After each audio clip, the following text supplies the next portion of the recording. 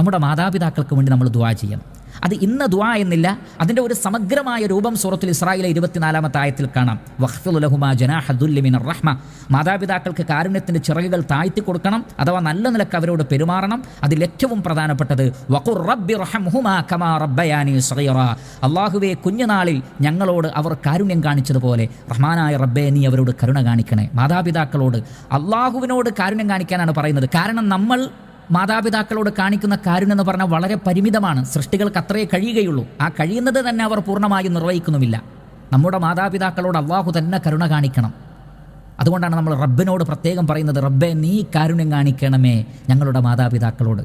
അവരുടെ ആരോഗ്യത്തിന് വേണ്ടി, അവരുടെ ഈമാനികമായ ജീവിതത്തിന് വേണ്ടി, മഹ്ശറിൽ അവർക്ക് വിജയം ലഭിക്കാൻ വേണ്ടി, അവർക്ക് സ്വർഗം ലഭിക്കാൻ വേണ്ടി, ഇഹപര നന്മകൾക്ക് വേണ്ടി നമ്മുടെ മാതാപിതാക്കൾക്ക് വാചാലമായി ദുആ ചെയ്യണം. ഞാൻ ഉദാഹരണങ്ങൾ കൊണ്ടുവന്നു നമ്മൾ മറന്നു പോവാതിരിക്കാൻ. മാതാപിതാക്കൾക്ക് വേണ്ടി ദുആ ചെയ്യാൻ ഒരിക്കലും മറന്നു പോകരുത്. നിരന്തരമായി അവർക്ക് വേണ്ടി, അവരുടെ എല്ലാ ഖൈറുകൾക്കും വേണ്ടി നമ്മൾ ദുആ ചെയ്യണം.